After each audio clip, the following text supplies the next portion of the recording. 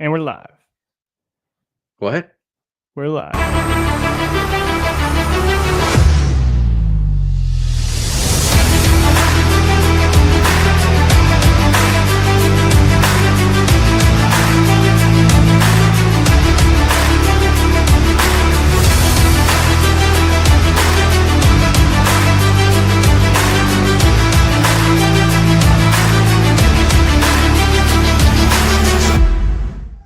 With the first pick.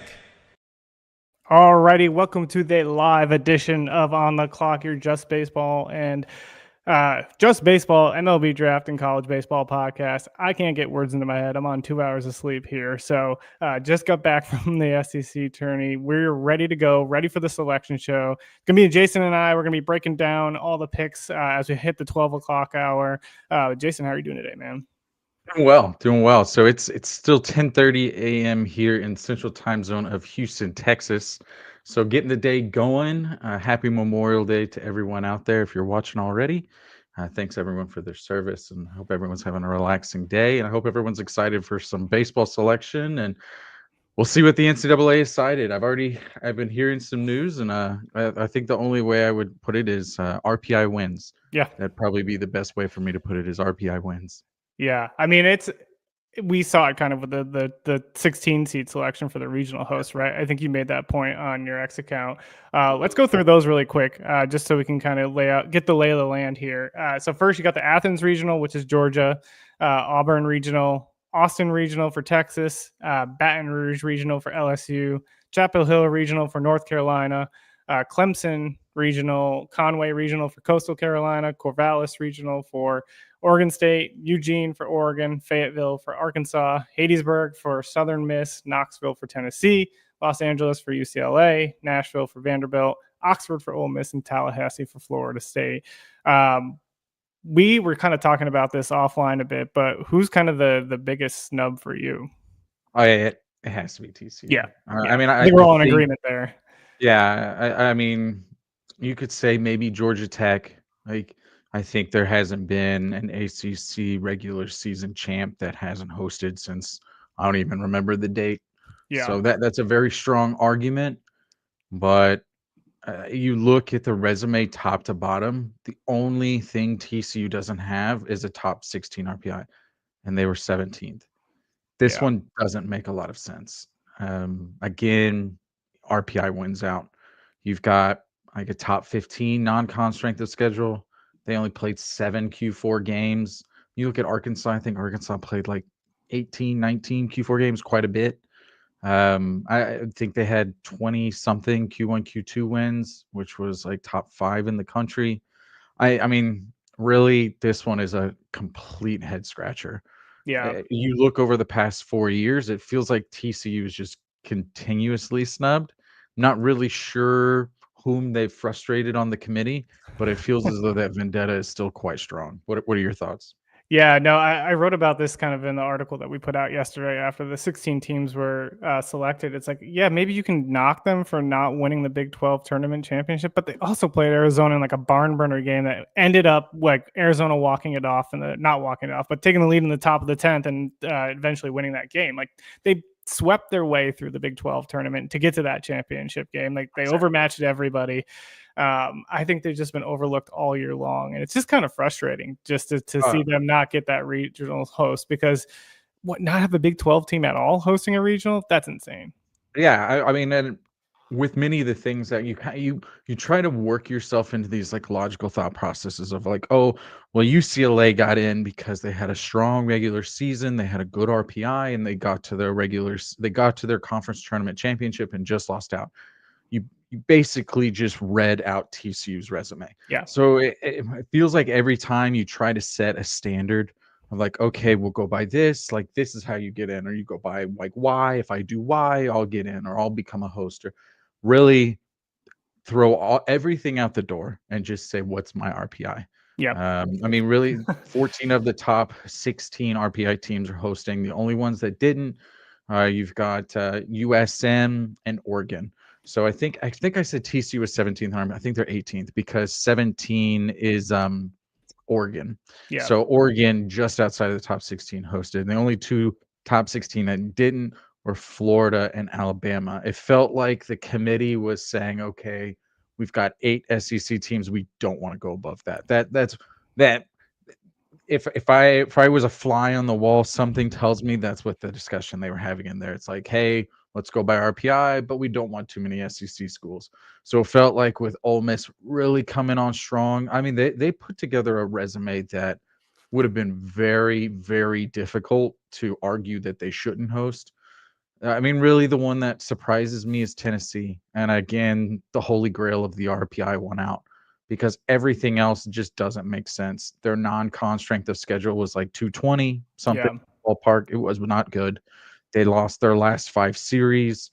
They didn't make it to the semifinals of their conference tournament. I mean, it's one of the things where you kind of like go up and down the line, and you're like, okay, how in the world is this team hosting? And the only answer is RPI. No, I was talking to a guy who had a Tennessee beat writer, and he's absolutely right. Like, you do not want Tennessee as your 2 seed No. because they'll pitch, they'll pitch off, and pitching off is not really pitching off for Tennessee. And then they'll go Doyle, who's probably going to be the pitcher of the year in that 1-0 game, if we're looking into that magic 8 ball. And you don't want to face Doyle in a 1-0 game if you're a 1 seed. So yeah, I think most 1 seeds can breathe like a sigh of relief, like, oh, thank goodness, like they're not in our region. But I think you're going to have some 2 seeds who are pretty pissed off, specifically TCU, that they're not a 1 seed. Yeah. Yeah, no, I agree. And I think it's a little bit frustrating with the Tennessee. I mean, they performed well. Don't get me wrong. They performed well in the SEC tournament. I think they needed to win a couple more games in order to kind of really solidify their hosting resume. So to me, like when they got kind of pushed out, I was like, okay, yeah, well, we'll see like TCU or somebody else host instead of Tennessee. But the committee decided to go with the Volunteers. Like you mentioned too, they've got Liam Doyle, but the pitching staff outside of Liam Doyle, Marcus Phillips has been pretty solid in the rotation as well, of course. But the bullpen arms, man, it's a struggle to find guys who are going to close out those games. And defensively, man, that team is it's hard to watch defensively. I think Tony Vitello talked a lot about this though after one of the games. He's like, they got a lot of people playing out of position, and just they're trying to make it work and try to make it happen. And it's not on some occasions, but like watching them play defensively, you can see why that's part of the reason they're losing games. I mean, we've said this a couple of weeks ago, but if you get Tennessee off of their pitching schedule, I don't think they make it out of their regional. I think they've lost 7 straight Sunday games, and if you count this last their 3rd game of the SEC tournament, effectively they've been doing really well when it's Phillips and Doyle.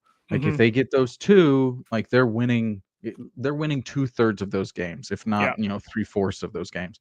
But they're losing every single Sunday. So if you get them off schedule, just one of those 2 games, it's 1-2. I mean, it's pretty much like clockwork right now for them. So I will say AJ Russell coming on has been a really Huge. nice piece for them. So I think they're now up to 4 really solid bullpens. Halverson has looked really good, maybe even like 5. So there for the last 4 series, it felt like it was Snead and it was Franklin. It was Snead Franklin, and then they would throw in Loy, and they would just like sprinkle him lefty, like try to get him an inning. But it felt like those 3 guys were just going over and over and over and over. But now that they've brought in Russell, I mean, Russell looked really good in that last series versus Arkansas. Yeah. Halverson looked really good in the SEC tournament. I think he threw like 4 1/3. That was after Doyle kind of got knocked up a little bit. So, I mean, I think pitching-wise, they're looking better. Hitting-wise, I think they're a top 5 team in the country. To your point, it comes down to fielding, and I'm a hot take artist when it comes to defense. I think defense is a little overrated in college baseball. I mean, it's not like the pros in which you've got a lot of 2-4 games, 3-5 games. It's a lot of like 6 to 9 type games. And so unless you're scoring those 9 runs, yeah, it would suck if you have 2 unearned runs. But if you're scoring 9 runs, you're going to win a lot of games. So for me, I think they're a very dangerous team. but I do think they're a very high ceiling, low floor team. Meaning, if you catch them off of their pitching schedule, I really think they can have a pretty low floor. Yeah. Yeah. One thing I'll say about AJ Russell, too, even in the SEC tournament this weekend, he went 3 2/3, 4 hits, 2 earned, 5 Ks. Like he came out of the bullpen and got Tennessee out of a little bit of a mess and helped them get that win against Alabama, which was huge. So, like you said, he's throwing mid 90s, like the stuff was there. He looked good, looked healthy. But we're going to worry about the depth of the team. Let's talk about who do you think is going to be the number 1 overall seed in our Vandy. rankings. And yeah, that's who we had. RPI number 1. Like the way they just rolled through this SEC tournament and the way they finished off the season, just man, super impressive. I like Texas too, but I think they're easy too. It's just Vandy was unbelievable in this SEC tournament. It feels like Tim Corbin comes there every year and he just absolutely dominates that tournament. Loves to play in it. Loves having his guys playing it. The one thing I love about this team is they just do everything right. We talk about defense, right? Like they're clean up the middle. RJ Austin's awesome in center field. Jonathan Vestine, amazing at shortstop. Like they have a really good catcher. Rustin Rigdon's now been playing second base. So like up the middle, they have it pretty locked in. And they're not going to homer you. Like they're not going to hit a ton of long balls. Like I think Brody Johnson has the most with 13 on the team now.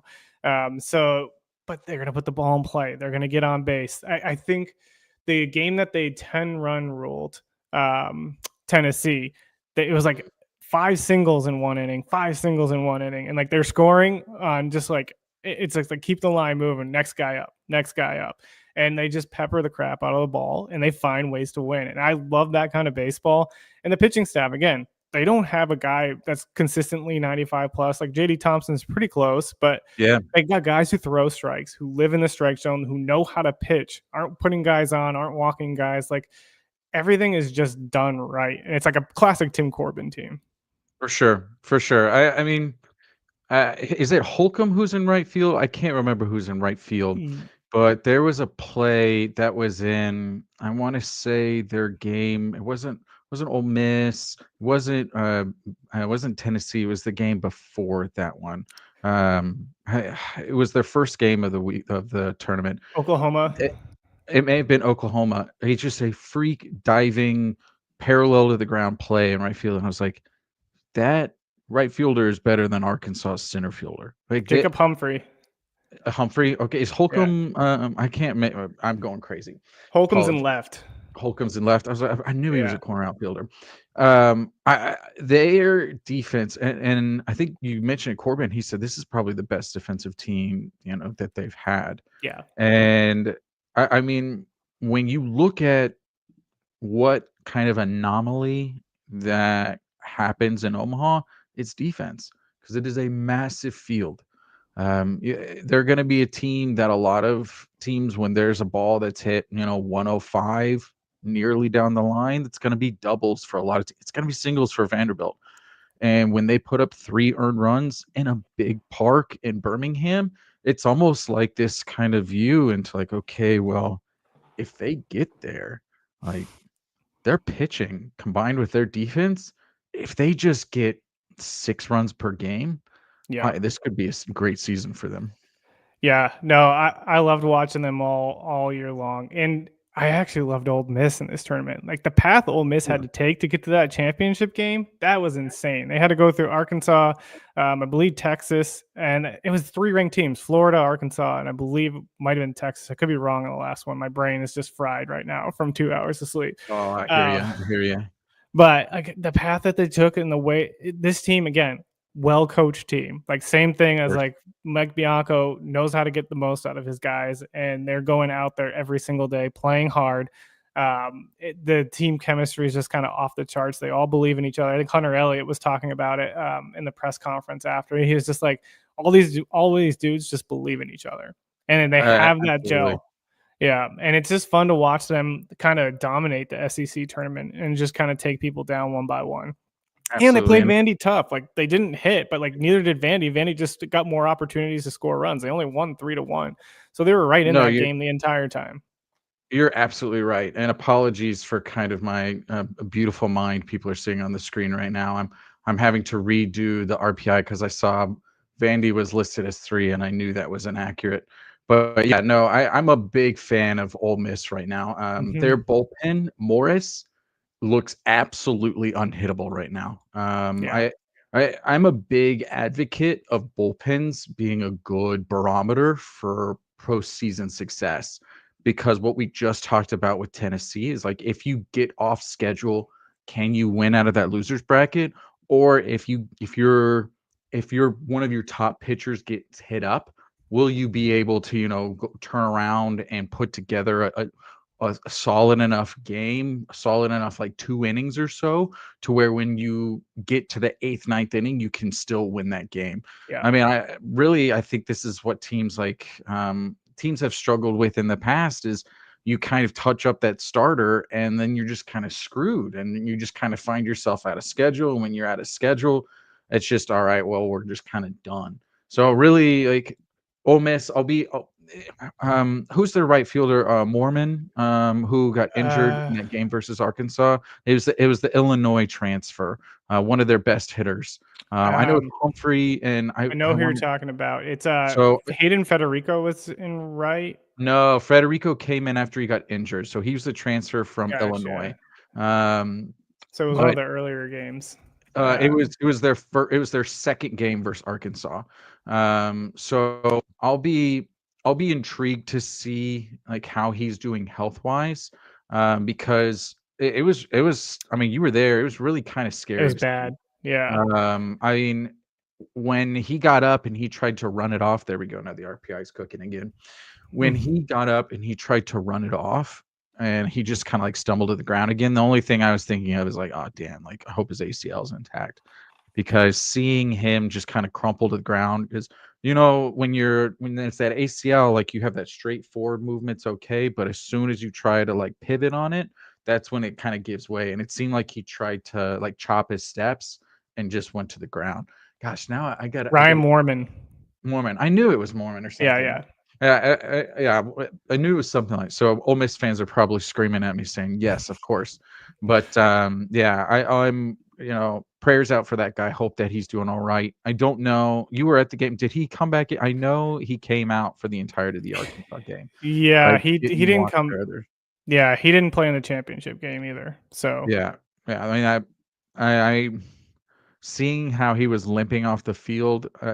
I'm sure he'll be questionable at best for this regional series portion. Yeah, I mean, the one guy I want to touch on Ole Miss wise, and you talked about the bullpen. Dude, Mason Morris, just an electric factory out of that bullpen. Yep. He comes in multi-inning roles, just pumping 95 plus consistently with a ton of ride. He's got a 34% strikeout rate, I think, this year, something insane. He just absolutely dominates. And you have that kind of guy who can come in after your starter and just go and get 2 innings plus innings every single time. Like that's insane. Have that weapon in the bullpen. I voted for him on like the all tournament team. He didn't get it because like relievers aren't going to get it, but like he threw like, I don't know, he's had like 5+ innings of just dominating baseball. Yeah. I mean, I remember when he came out versus Arkansas, I was pretty surprised because he pitched very well the previous game. Who did Ole Miss play? Shoot, I can't remember who they played in their first game, but it was Elliott and was it Oklahoma? No, Oklahoma was Vandy. I knew it was a marquee pitching matchup game. It was Elliott, game 1 of Ole Miss. That was I'm struggling. Oh God, who did they play first? They had Arkansas first. Root. No, they got Arkansas game 2. Give me 1 second. Oh, Florida. It was Liam Peterson. Yeah. Yes. Yeah. I was like, I knew it was a marquee matching pitchup. All those games are blending together in my head. Oh, yeah. No, I'm the exact. I've been watching so much baseball that I'm trying to like remember like which one was the last series and so literally everything's melting in my brain. Yeah. But when they went Elliott and Morris, I actually felt like Arkansas had a pretty good chance, because it was like, okay, they'll get Maddox and then they'll get, B, whoever they're like, probably whoever will be considered their, bullpen B piece. and it was Morris again. And so I think that kind of day off really helped Ole Miss, and allowed him to kind of get back into it. And again, if he can go 2 times in a regional, if he can go 2 times in a super like that, they're going to be really hard to beat Yeah. because he'll get you 2 innings pretty much every single appearance of just lockdown stuff. So I mean, he's got that 90-mile-per-hour cutter, like that true cutter. Like you always see those guys who throw this like those gyro sliders that they call a cutter. He actually has like a true like 4 or 5 mile per hour difference cutter, and the swing and miss stuff on it is just really incredible. So Yeah. I think Ole Miss is I said they were a dark horse team for Omaha before the SEC tournament. They're not a dark horse anymore. They're now, my assumption is they're going to be one of those like fan favorites of, oh, I bet Ole Miss is going to be one of the teams that's in Omaha. Yeah, and I mean, it's been consistent performances all year long, right? I saw them at the beginning with Shriners. They beat Arizona and Clemson in that. They lost to Texas by 10-run rule, but again, that's the beginning of the year where you're still trying to figure out exactly who's playing where, who's going to be the key pieces for your team. And they're still going out, and they dominated Clemson and 10-run ruled them. They got a gutsy win against Arizona because of Hunter Elliott, who just dominated. They won that one 2-1. They faced some struggles within SEC play, but man, like the run that they've been on to end the year, the run they went on, like going through the conference tournament, they were 16-14 in the SEC. It's pretty good. Yeah, especially when you lose your 2 best players. I mean, Yeah. look at Tennessee. Tennessee's 2 best players were on Ole Miss last year. Grayson Saunier, one of the bullpen pieces for Texas, was on Ole Miss last year. There were a lot of pieces that Ole Miss lost to the portal that are currently going to be on national host. They're going to be on host teams making impact. Yeah. So, kudos to Bianco for putting together, a good, we'll call it redemption year, because they've been down for the past few years, to really, make some noise and put Oxford back where it's supposed to be, and that's hosting these regionals. Yeah. Yeah. I mean, it's interesting. Like we talk about the portal all the time just because of how big of a role it plays. But like the roster turnover here, coaches have to develop team chemistry fast. Like you don't have time. You've got a new group of guys every single year. You maybe will get lucky and have a couple of veterans who stick around through then Ole Miss has a couple of those guys like Elliott and others who have been with the team in the program for years. But it's hard to find that core group of guys. And if you're having constant roster turnover, like you have to find ways to develop team chemistry, especially in that fall. And it's not just the top teams. I mean, you've got like Stetson, Yep. USC Upstate. I mean, they lost their best players. USC Upstate, they lost who's the DH for Mississippi State? He was a two-way player for USC Upstate. Oh, I know Gosh, who you're talking phenomenal about. mustache. But here, let me Yeah. plug it in. I'm sure he's one of their top 4 hitters. Give me 1 second. Noah Sullivan. Damn. Oh, yeah. Many names. So he was for SC Upstate. Top center fielder for Stetson last year, went to Florida. Kyle Jones. He's injured. He's one of the myriad of Florida players who are currently injured. I mean, really, I don't want to psych myself, but I'm going to a little bit here. I think Florida is going to be a super interesting case. They have a starting rotation that can go 3-0, 2-0 very, very quickly to get to Omaha. But their defense, man, it scares me right now. My previous hot take was defense isn't, but when it's bad, it can really start to make an adjustment. It makes it to where like you don't need to have 2 to 3 big innings. You need to have like 3 to 4 big innings. Because if you only have 2 big innings and your defense is bad, it makes it to where that back end is pretty rough. Now they've got a really good bullpen. They've got McNeely and their closer. Why is his name escaping me? Let's see, Clemente. Gosh, I was like, I knew I couldn't remember it if I just gave myself a second. So we've got their top 4 pitchers is Clemente, King, Peterson, McNeely. But Coppola is the only reason he's not in there is because he's been injured. So again, I feel really good about Florida when you just look at like their pieces, but then you've got injuries. Like they've got injuries all over the place. Mhm. And it's just they've had to throw Doné behind the plate, which he's got a cannon for an arm, but I foresee that being an issue. I just it's all over the place. Has Shelton, is he back from the hamate injury? Did he play any during the I know they had a pretty short stint. By short stint, I mean a game in the For SEC Florida, tournament. Yeah, let me check. because I know that Shelton he went Shelton, down. Kobe Shelton. Yeah, he went I down don't on the think he Arkansas played. series with a hamate. Okay. So Yeah. he hasn't played. Maybe he'll come back.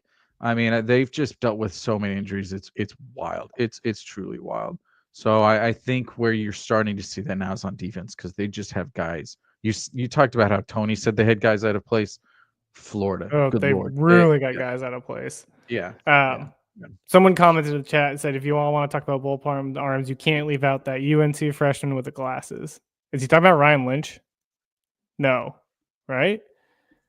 Who's the UNC guy? I'm unsure. So I've got their top four pitchers. Obviously, not McDuffie, Ha, and DeCaro. The Carl's starter, right? And then is it McDuffie? I'm looking down there like, it's Walker McDuffie. He's got Yeah. glasses. Well, yeah, I mean, 500 allowed OPS is ridiculous. Yeah. Paul Skeens was like 454, so you're in Paul Skeens territory. I mean, you look at it. Look at North Carolina. Look at their Yeah. pitching. Their pitching's absurd. Yeah. This is what kind of scares you. I mean, I don't know. Everyone saw the ACC championship game where they had 3 home runs in a single. I mean, and I will say it was so refreshing. When Vanderbilt hit that 3-run home run, he hit it. He had a light little bat flip. He ran around the bases. He didn't like do a Vandy stomp. He didn't do like some big Thor's hammer. He just like Yeah. gave some high fives and like, hey, this is just another day for me. Yeah. And the other takeaway from that is, holy cow, Luke Stevenson, why are you eating 1,500 peanut butter and jelly sandwiches a year? If anyone was actually watching that game when the game started to divulge a little bit into chaos in the later innings because it kind of got out of hand, they started to discuss the amount of peanut butter and jelly sandwiches that Luke Stevenson ate in a year, which they quantified at approximately 1,500, which seems irrational, but we'll just call it fictional. Good for him. That's impressive. Gotta love it. Yeah. It looks like the selection show has started. Yep. We're I'm fired got up. it up on right here. Got a little intro video. We were gonna have Zach Sim on to talk about Texas a little bit more, but he had to hop off. So he's, I think, at the watch party. So I think he wound up having to go interview somebody or talk to somebody. So are there any, before we kind of, I don't know how quickly they start rolling teams in here. Isn't it usually right off the bat? They go pretty quick. I mean, they'll do like an intro, they'll do a talk. So right before we get started, I've gotten some news of teams that are getting in and teams that are not. There's one that's going to be surprising.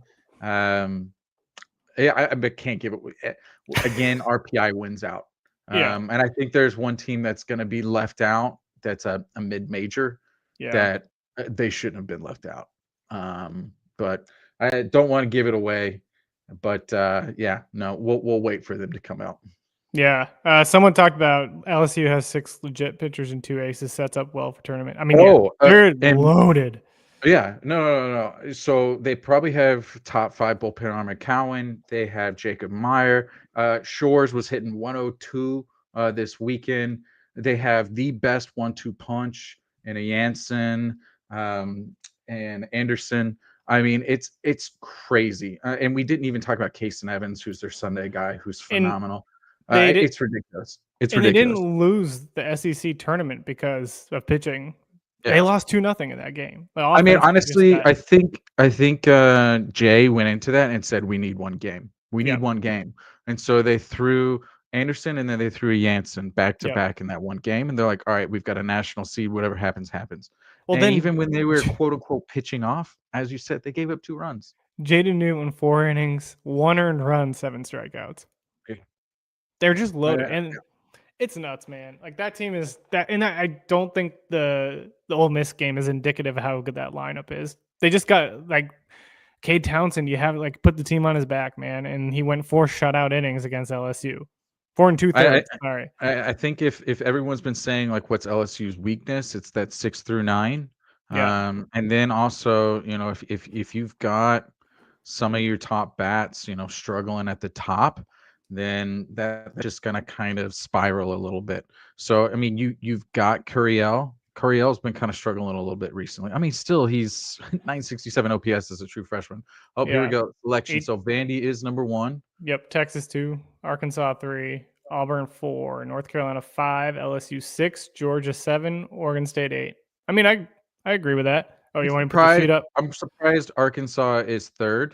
There we go. I would have North Carolina. I'm really surprised with Auburn. I mean, again, RPI. RPI wins, everybody. Yeah. Like if you ever had any doubt that they look at any other number other than RPI, look at Auburn as 4. That right there. Also, Now, explain the sheet to everybody so they know what's going Oh, on. yeah. So apologies. So this is broken down into like your grouping. So the 4 would play the 13. So you're getting the top 4 hitters, the top 4 pitchers, their OPS, their WOBA. Oh, and Oregon State. Oh my goodness. Every single Oregon State fan who has just been going crazy on my Twitter feed about how wrong we are is now have so much fodder. And good for them. Again, Vandy Regional's going. RPI wins out everybody. Yep. That's really so. We got 7 of the 8, and which I think pretty much everyone and their dog probably got 7 of the 8 national seeds. It was just kind of who's going to be that 8th. So we had who was our 8th? Clemson. I thought Clemson would really I thought the committee would actually look at games and say, oh, they did well in their hosting, but no. They didn't. They decided they didn't want to. All right, so let's look at Vanderbilt. So who's Vanderbilt going to be up? That's a fun regional. Are you already getting it? Oh yeah, it's Louisville, East Tennessee State. Sorry, it's Wright State, East Tennessee State. No, you're good. I'm watching it on. I've got it on. I'm streaming it, but my assumption is my stream's a little slower than your live cable. Right now, I'm looking at a very lovely scene of Wright State as they're clapping along. Oh yeah, you're way behind. I'm on YouTube TV though. Okay. I'll read them off to you as they come in. Yeah. I like this regional though. ETSU is a really good. I mean, wait, is ETSU the 2 or the 3? I'm guessing they're the 2. Yeah, I believe they. I mean, I guess it doesn't matter. Only thing it would matter for is like who's going to be the home team, because either one of those could be the 2 or 3. That's a difficult regional for a 1 seed. You don't have a good 2. I'm assuming Louisville's the 2, so we'll just switch this just for funsies. Southern Miss Columbia right now. Southern Miss. Yeah. First team, I'm assuming. Yeah, Columbia is the first team announced, which I think they're the 4. Yeah. We had Southern Miss as the 16 seed. I mean, Miami. I don't want to get too political here, but the fact that Southern Miss, their AD was on the selection committee, and they were the worst RPI to get a host seed is just a little suspicious, but it is what it is. Miami's in there. I believe they're the 2. I'm going to say Miami's a 3. Oh, no, they're the 3. Alabama's the 2. Good luck with that, Southern Miss. I mean, look at that RPI of a 4. That's crazy. So, really awful pitching for Columbia. Like, one of the worst in D1. So, I mean, this RPI is a little surprising. Pretty good hitting. But looking at this, honestly, you have to be pretty excited if you're Alabama. Yeah. Miami's they've been hot and cold. Cuvée has been in fuego the past little bit. But again, I think if you're Alabama, you're looking at this and you're excited. You're close proximity. You're actually from an RPI perspective, you're the top team at that regional. So, that's a really good sign for me. That tells me, and this is me just trying to get in the mind of the committee, is that they had Alabama as the first team out, if that makes sense from a regional perspective. Usually they try to like pair those of like the top 2 was the best non-1, if that makes sense. Yeah. Florida State's getting Bethune-Cookman as a 4. What are they? Is that then? 4. I believe they're the 4. They're the SWAC. No. Florida State's on a 4. Oh no, No, sorry. Florida State's 9. Florida State's 9. Yeah. They got Bethune-Cookman, Mississippi State. That makes sense. Again, Bethune-Cookman's like 200 miles from Florida State. Yeah. All you have to do is look at a map, and you can generally find out where the 4 seeds are going to be. Yeah. Which is this Northeastern. Oh, so that's surprising. I thought Northeastern would be going to North Carolina because they were the closest 1 seed for Northeastern, but that they have to be the 2. I mean, they were borderline like 1. So yeah, they were 23. They were close to Southern Miss in RPI. ELO has them as high as 4, which I mean, it feels a little crazy to me, but it is what it is. Yeah. The best pitching staff in this region, in this tournament. Again, untested. Oh, but they're going up against Mississippi State. Mm-hmm. This is going to be one of the best first games of this. Look at this. Mississippi State, if you looked at them and you didn't look at their record, you're almost asking yourself, like, how in the world did Mississippi State not host? Corvallis, we're on. Yeah, I mean, look at Ace Reese is having an All-American type season. Noah Sullivan's going crazy. Hunter Hines is coming on again. All-time leading home run guy. This is going to be a phenomenal. Like I want to say it's going to be low scoring because you're going to get Pico Cone against one of Northeastern's goons from a pitching matchup. But again, like, have those guys faced the caliber of players of an Ace Reese and Noah Sullivan, etc. But this is that's my favorite regional so far. Yeah. So right now we have this as the hardest regional. Yeah. So as you can see in the top right, this is actually automatically updating. So it's going from easiest to hardest. So this is Corvallis. So we're jumping at Oregon State. St. Mary's, USC so far. St. Mary's again. Well, actually, I thought St. Mary's was going to go to UCLA because they're within 400 miles of UCLA. You said USC? Yep.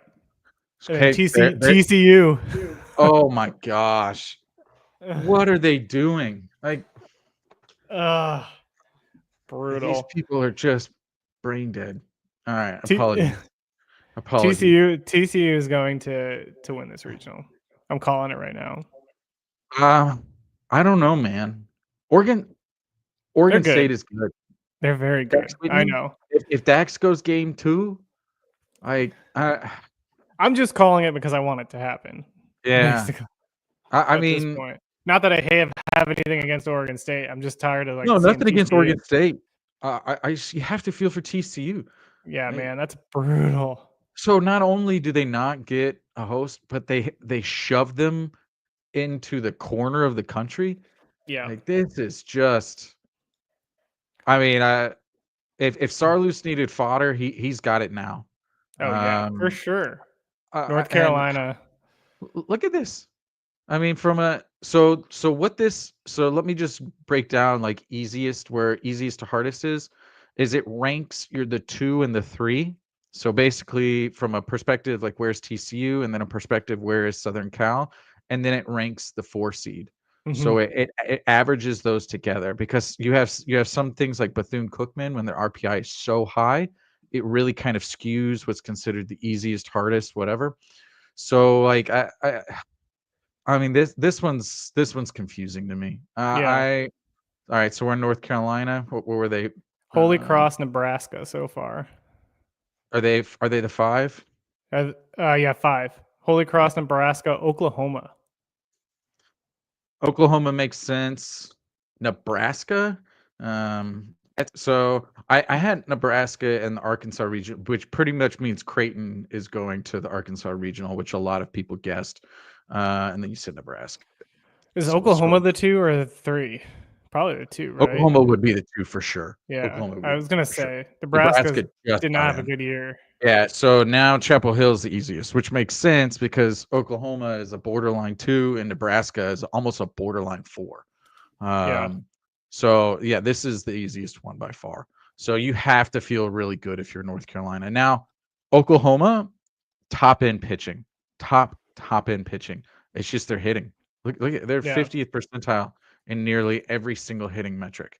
So you have to feel happy if you're a pitching centric team like North Carolina because you're going up against 3 awful offenses. Yeah. Look at that. So if looking at this, you have to feel really good about North Carolina. Oh, this Oregon one. 12, by the way, Oregon. We're at Oregon on the 12. Utah Valley and Cal Poly. Oregon. Arizona. Wow. Makes sense Utah. travel wise. Yeah. Arizona. And I was trying to figure out where they were going to put Cal Poly because Cal Poly had a weekend series against both UCLA and Oregon State. So it felt like the only place they could put them was Oregon. Yeah. What's crazy is I think this Arizona team gets overlooked. I think they're super talented, man. Mason White is an absolute freak. Summerhill's been injured quite a bit. If he hadn't been injured, he'd probably up a lot higher than this. You've got the Baylor transfer, Colin McKinney. I mean, they struggled at the beginning of the year. I think they started out like 0-3, 0-4. I know they went winless in Arlington, but they've come on so strong. I think this is a good pairing for Arizona. I'd be happy if I'm Arizona. Yeah. They're doing 13 for Coastal. Yeah, this is where I feel like they'd put Florida. So this is the Arkansas pairing, if I remember. No, Arkansas was a 3. This is who's 5? This is North Carolina. This is pairing with North Carolina right there. I'm an idiot. They got Fairfield, East Carolina. Interesting. I'm guessing East Carolina's the 3. Yep. Florida, I don't the 2. I told you they were going to put Florida in this regional. You have to be pumped if you're Florida. And nothing against Coastal. I mean, Coastal's good. Again, one of the top pitching staffs in the country. But look at the hitting that's about to go up against the goons of Florida's pitching. You have to feel really good. And not only, I mean, if you look at the OPSs, Coastal doesn't have a guy over 1,000 OPS. And they're about to go up against the best pitching staff in the country. Yeah. I feel good about Florida in this one. Yeah. And I mean, I saw Coastal. They're impressive on, like you said, on the mound. Looks great. Jacob Morrison, filthy. But man, the Florida bats, they're going to come to play. I mean, and what again, you may just need 5 runs per game in this one. Like Florida's pitching staff could win this one 3-0. But we'll see. All right, so we're going to Auburn. Yeah, they're the 4. Central Connecticut. Central Connecticut. I mean, they're one of those that they were 1,000 miles from everybody. It didn't really matter where you put them, frankly. They've got one of the better hitters no one's ever heard of, Aiden Redahan. I think he's like a top 5 hitter for us. Really good hitting team, but they're about to go on a buzzsaw. Auburn's playing really well right now. Yeah. Stetson as the 3.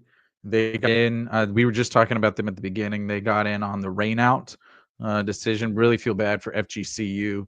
But again, you also have to be pumped for Stetson because they lost so much from 24 to 25. NC State is the last. Oh, interesting. So NC State makes it in, which they should. They absolutely should have. Good. I mean, I think you're happy about this if you're Auburn. Yeah, of course you are. Look at that. Easiest regional. Easiest regional. So you're feeling pretty good about this as if you're Auburn. So I think it's one of the things where you're saying, hey, like, yeah, we got NC State, but we probably have one of the weakest 3s, and we have top 3 weakest 4. Yeah, that's pretty good. I think they're going to commercial, or no, they're keeping it going. Someone asked this, do you think the Bearcats are in Cincinnati? Yes. Yeah, so I think they get in too. There's one team in that region who is going to be left out. Like, I would call them Middle America. There's one team in the Northeast that's going to be left out that should not have been left out. That's the news that I have, but I just don't feel like sharing. But they're in the Northeast that's going to be left out. Yeah. Yeah, but I do think Cincinnati gets in. If I remember correctly, Cincinnati's like low 30s in RPI, and if anything, all they've shown is they care about RPI. So yeah, I think Cincinnati's getting in. One last question here that we should get to since it's commercial break. What are we thinking about UVA making it? I'm saying no, No. but No. I don't think the resume is strong enough. That one, I feel like since everyone's guessing it, I know I don't think they're gonna be in. Yeah. Who would Florida's super be if they won? Florida's super. Has it been announced yet? I don't think it's been announced yet. What number are they? Honestly, I may not have entered it yet. Oh, they haven't been in. Wait. Florida's in. They're a 2 seed in the Corvallis, right? Let's see. Let's find where they're at. They're No, there. Coastal. Sorry. So they're the 2 seed with 5. So they would be the 12. So this would be, or shit. No, they're 13 and 4. They'd be Auburn. This would be the Florida. So right now, I would, if I were to, guess, I think this would be a Florida Auburn super. Yeah. Also love that, by the way. Yeah. Did they play this year? They did, I think. Didn't they play in the? I'm pretty sure they did. Auburn played the hardest schedule in the country, if I remember correctly. Yeah. Which tells me, they probably didn't get Missouri. They did not play Florida this year. They didn't? Nope. Then that makes a lot of sense. Good for the committee. Yeah. I think that's good to have. If you're an Arkansas fan, you're a little worried because Tennessee and Ole Miss still haven't been called, and you played both of them 7 times now this year. Yeah. And frankly, you didn't look great in any of those 7. Root got beat up pretty good twice against Ole Miss. He got beat up versus Tennessee. So you're really hoping that this Tennessee, you're hoping you get matched up with a Clemson. But I can't see them putting Clemson 14. That's what they'd have to be. Because Arkansas got the 3. Yeah, while we're in commercial break, who got the 7? Was it LSU or Georgia? I just had it up too. Let me pull it up here. I was just looking at it. Time to go through I have like 7 tabs open. Oh yeah, LSU's got the 7. Okay. Georgia's got the 5. That, my assumption is you're going to see Georgia Tech LSU. Maybe no, Georgia Tech. Did they play each other? I think they played midweeks against each other. Yeah. I don't think they played a series, but they played midweeks. Okay. You said Georgia was a 5. North Carolina's a 5. What did you say Georgia was?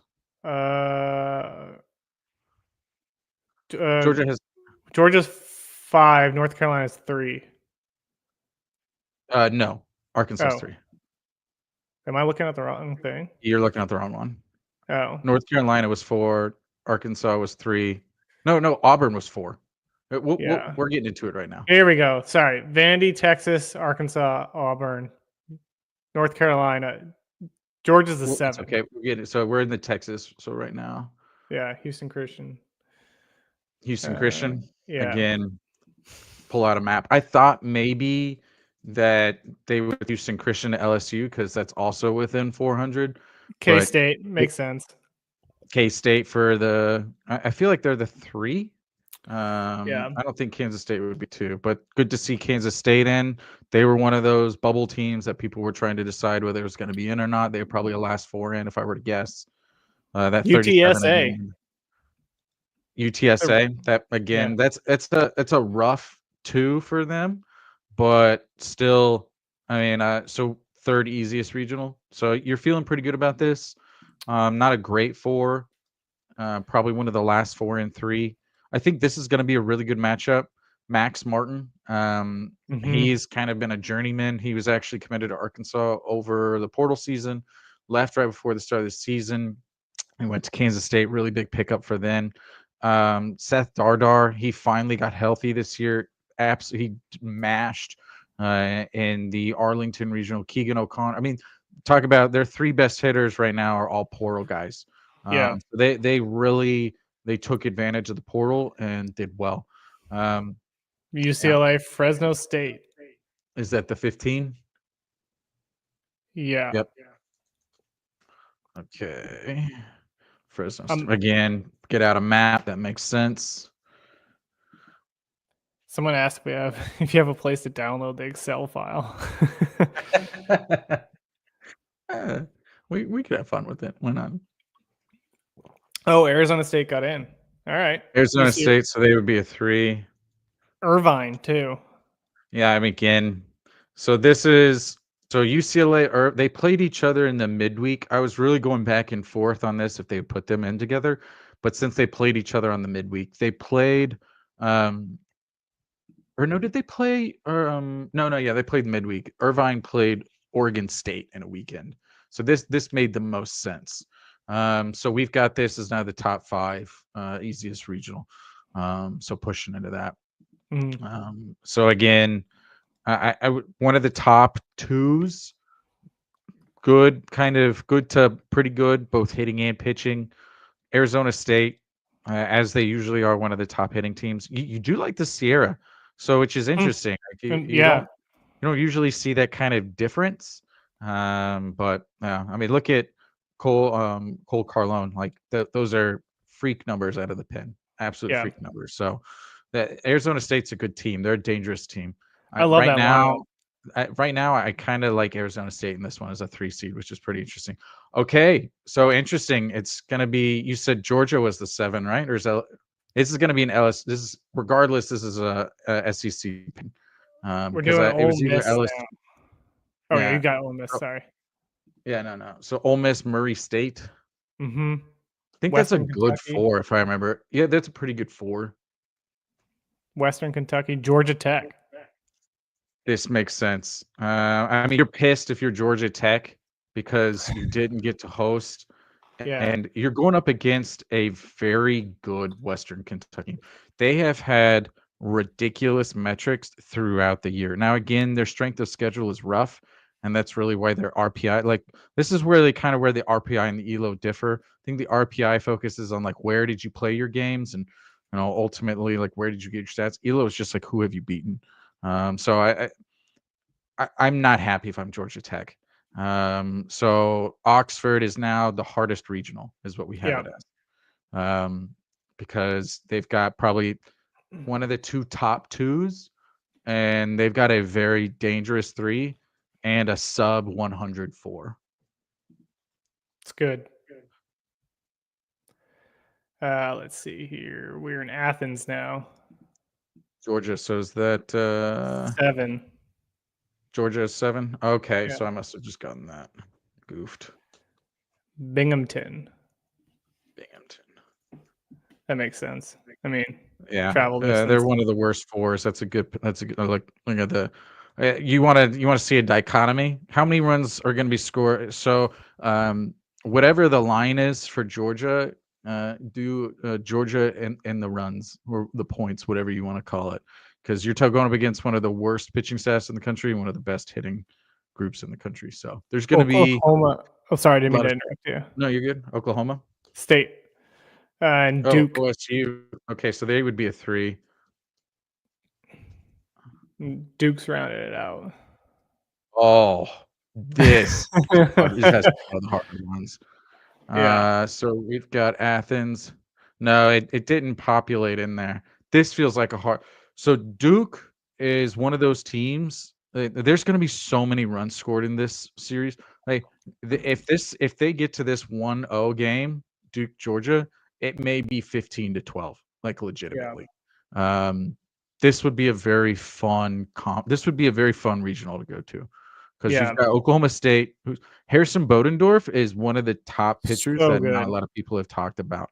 Top Big 15 12, our Big pitcher. 12 pitcher of the year. Yeah. So I think this is going to be one of those again like marquee games of the first day is that Duke Oklahoma State, because you're going to have one of the best pitchers in the country going up against one of the best hitting teams in the country. Mm-hmm. Doing LSU now. LSU is the 6. Let's zoom out. Where's our 6? Little Rock. So this is, 24 I and was trying to, 32. so everyone and their dog was saying Little Rock to Arkansas, but Little Rock played Arkansas twice this year. So I was like, are they really send them there twice? Which I swear to you, I guess the closest team to Arkansas was North Dakota State. I think that's what's going to happen. We'll see. Rhode Island. So this is the worst 4 in the tournament, just as Dallas Baptist for individuals. Oh, so Rhode Island is not a good 3. DBU is a very good 2. Yeah. Very good 2. I got the Rhode Island hat on. Got to represent. Yeah. This talk about a mashing regional. Look at that. Yeah. So a big stadium, which again, you have to love LSU in this one. I mean, honestly, you could have put this up against anyone, and I'd say you have to love LSU in this one. Yeah. Just they're because just so pitching talented, is so man. good. Yeah, I mean, It's like a you would 6 say, being. oh, they're gonna pitch off. They don't even need to pitch off. And I mean, they showed it when Skeens was there 2 years ago. Skeens went up against the 4 seed and threw like 120 pitches. I remember it being like, what is Jay Johnson doing? Yeah. So you know it's going to be Anderson going, but it doesn't really matter because they have Jansen going game 2. They got Clemson at 11. Clemson at 11. So that means Tennessee and Arkansas are paired up. Oh, yeah. Why did they do that? They're the worst. I hate the NCAA, but it is what it is. They are absolutely the worst. SC Upstate in Kentucky. Kentucky's. So this is the one, and so I know who this one is. West Virginia. This is the regional I actually knew about beforehand. I found out that Kentucky was getting in, and this is the one I knew about beforehand. This one feels like a unique regional. Right now, we actually have it as the 5th easiest, which makes sense because Kentucky is probably last 4 in, and West Virginia is middle of the pack in terms of a 2. So honestly, I'm feeling really good right now if I'm West Virginia. Mm-hmm. Kentucky is good, but Kentucky's also sliding a little bit. I like West Virginia in this one, but Clemson is also playing well. It's a smaller field that may actually bode better for a team like Kentucky. But I don't know. What are your thoughts on this one? I mean, West Virginia just had such a bad stretch to end the season. I don't know how much I believe in them, but again, you can say the same thing about Clemson. Like, I think these two teams have something to prove, and I think they're going to try to put it all on the table in this regional because both of them really down the stretch did not play well, and I think they're going to have to really step it up. Tennessee, because the NCAA is the absolute worst. Drew said they did it because they hate him. The NCAA. Well, this is terrible decision making, but again, it's the NCAA. Yeah. This is horrible decision making. Like this regional, the last series of the year was Tennessee at Arkansas Like you're forcing Arkansas to beat them 2 series in a row. Like again, the NCAA zero brain skills, but that is okay. You can quote it here. Quote Jason. Oh, NCAA zero brain please skills. do. So actually, I had Wake in the Vandy, but this makes a lot of sense. It may not be Arkansas versus Tennessee. I mean, we're not even seeing Arkansas again. I really like this Wake Forest team. I really like this Wake Forest team. So if you talk about a team that can get you off of your pitching schedule, which we were talking about at the beginning of the year, it's Wake Forest. I did a breakdown of the teams that their run differential versus the top 50, and Wake Forest was number 1 at like plus 50 or something in that ballpark. When they're hot, they're one of the top teams in the country. When they're cold, they can just be meh. But again, Tennessee's going to pitch off, and they're having to go against Liam Doyle. So and I mean that regional doesn't scare me too much if I'm Tennessee. So this is going to be North Dakota State. I'm going to quote the tweet where I said, "Hey, it could be North Dakota State because they were the closest regional." Creighton's in there. Some awkward dancing from North Dakota State. Would you expect anything different? Kansas rounding out the Arkansas regional. I mean that makes perfect sense. Within 400 miles, and I'm guessing it's Creighton. I don't think we'd mentioned Creighton. Yeah, Creighton's in there too. This is a hard regional, the fourth hardest regional. Again, I don't think they could have set up Arkansas any worse. Top 5 hardest regional, and they're going up against the Tennessee regional, which has Wake Forest and Kentucky and Tennessee in it. Yeah. So, as if you're an Arkansas fan, you're crying Woo Pig Siri tears right now because this is a very hard path to get to Omaha. Yeah, and I'm surprised with their seat that they did that. It's the NCAA. Yeah, it's the NCAA. So hardest That's all of them. regionals, Oxford. So let's go back to Ole Miss. So this is what we have right now as the hardest regional, which makes sense. You've got one of the big snubs for hosting, and you have one of the more talented 3 seeds Yeah. in Western Kentucky. I'm gonna actually, I don't know if you can hear. I want to listen to um uh this is the Sela head coach, if I remember correctly. I just kind of want to hear what he has to say about that. Yeah, this is the Sela head coach. What are you listening for? I just want to hear what he says because he said they weren't going to focus on the RPI, and that's all they That's what focused they on. did. To you, what's the most interesting regional? Most interesting regional probably is going to be that Alabama, Florida. Where Yeah, is that one? coastal Florida or No, this one. This Southern Miss? Alabama, Yeah. Southern Miss, Miami. So, the Hattiesburg regional.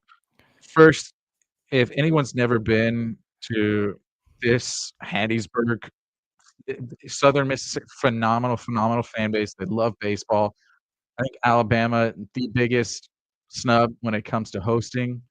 Miami can get hot at any point. And then, honestly, I have no idea what you're going to get with Columbia, but it seems as though the computers actually like them. So this is, I think, the hardest 4. So very, very difficult. And we have that as the third hardest regional. Yeah, now they're Yeah. talking about UConn. This was the team I knew was out. Yeah. Who do you think is kind of the biggest disappointment that missed? I mean, so these are our top unselected right up here. So Yeah. we had UConn as the number 1, and so now they're going over why UConn didn't get in, and this is just absolutely mind-numbingly stupid to me.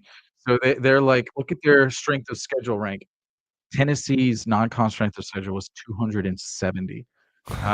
Their Q1, Q2, they have 12 Q1. UCLA has 3 Q1 wins. Like every Crazy. time they try to like give some sort of rationalization for why one team didn't, it just spits in the face of other rationalization that they used to put in a team or not. Yeah. So And we were talking again, about this at I was talking with a few people at the SEC tournament. It's like the bar changes every year of like what yeah, you need to get in, which I think makes it impossible for teams to be like, "Oh, we think we did enough," and then next thing you know, you didn't do enough. yeah. My biggest thing for ADs is just schedule road games. Yeah. Again, nothing against Oregon State. Oregon State did not have a national seed schedule. They just Yeah. didn't. But they played 30 games on the road, 25, somewhere between 25 and 30 games.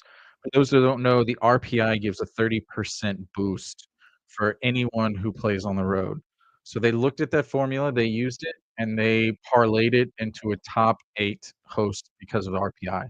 Yeah. That's the only thing that pointed to Oregon State being a top 8 was RPI. So if we look at, you know, the top 8 seeds, so let's just go to this. Coastal is the only team I think that wasn't a national seed that was in that top 8. Mm, So you've got, uh, let's just go back to the top. So yeah, Vandy won 1, then you've got 7-8, you've got 3-4, got 5-6, you've got 2-4, you've got 2-7, you've got 3-5, 6-10. So RPI, yep. RPI. Yeah. That's it. Uh, At the end of the day, we can scream, we can shout, but this is what they're going with, and this is what we have to live with. yeah. Well, looking at the top 10 unselected teams too, I'm almost kind of like I could give or take whether any of these other teams are back in. Like I sort of thought that Troy had an argument because they had 2 SEC wins. They beat Southern Miss during not Southern Miss, Coastal. I keep getting that confused. Beat Coastal during the regular season. Like I felt like they could have had an argument. It's just that the strength of schedule is just never there outside of those. And so I think it was hard. They had to really win the Sun Belt Conference. But talking about Hattiesburg, I went to the Sun Belt Conference and saw Southern Miss play. They traveled too. They packed out that house. They were loud. They were screaming. Like it was awesome to see. I echo what Jason said. If you have a chance to get down to Hattiesburg, like definitely go. And they'll be able. My assumption is they'll be able to pitch off JB Middleton. Middleton, we have him as I think the number 2 pitcher in the country right now.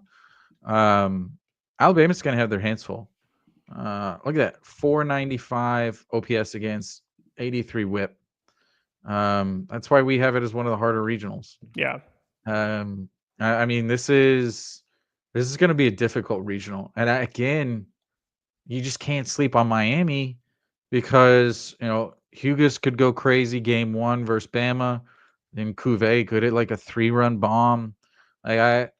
This is one of those where whatever scenario that actually happens, I'm just going to say makes sense. Yeah. I think the only thing that wouldn't make sense would be Columbia coming out of this because the other 3 teams are so good.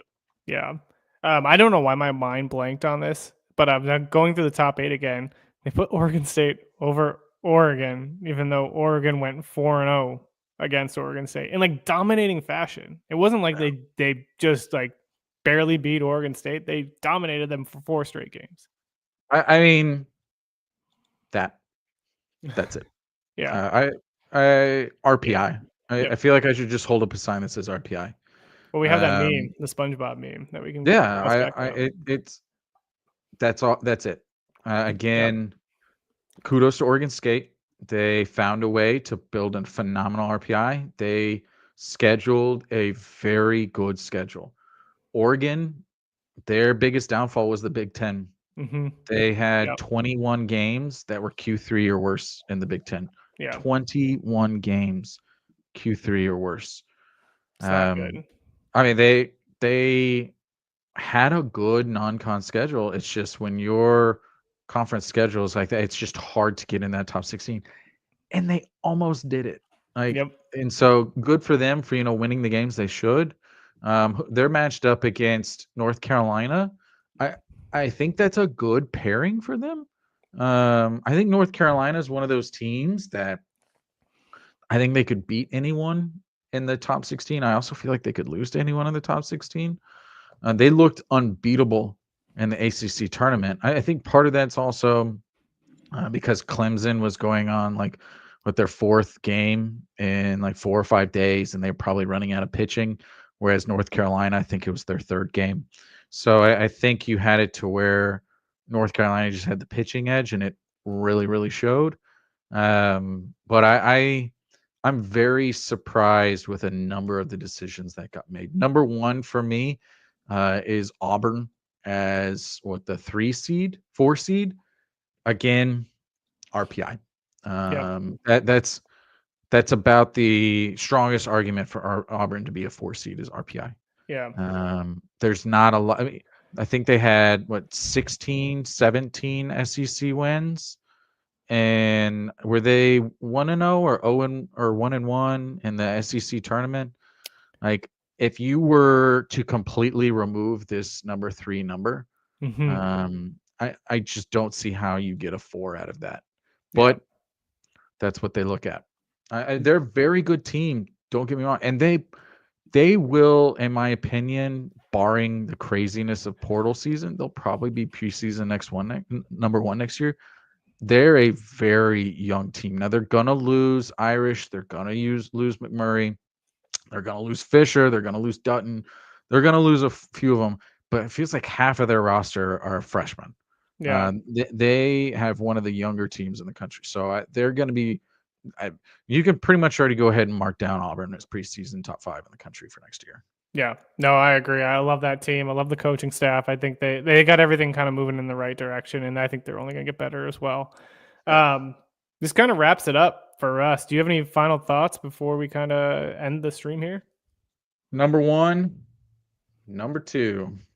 Preseason number 1, preseason number 2 don't even make the tournament. I Brutal. think right now, what does A&M do with Early? I think you're going to have a mutiny if you get rid of him, but I think you're going to have a player mutiny if you get rid of him. I feel like you're going to have a fan mutiny if you keep him. Yeah. Struggle. Virginia, I think you're frustrated because you won 16 ACC games, and we just talked about how Auburn won 16 SEC games and they're a national number 4 seed. So to build on that, do we think because of that, does Brian O'Connor go to Mississippi State? No. I mean, honestly, I think that would leave a sour taste in my mouth, and I'd be like, I want to run it back at Virginia. Yeah. I think, sadly, their biggest downfall was some of their lost games because of the tragedy. Now they, I think, only had like 5 Q1 wins, so the probability of them winning that series is very low. But I think I was reading, even if they just won 1 game, their RPI would have jumped 10 points. So I think the only true snub was UConn. Texas A&M makes sense. Virginia makes sense. Maybe Notre Dame. Yeah. What do we have Notre Dame as? So apologies, Stetson. I'm just going to remove you for a second. So yeah. RPI. Mm-hmm. Again, RPI. It's sad that we don't get to see Tenney play. He's so good, man. But RPI. Again, yeah. If your RPI is above 45, you can pretty much just call it donezo. Mm-hmm. Southern Cal, 45. Anyone above 45 get in. Stetson got in by automatic.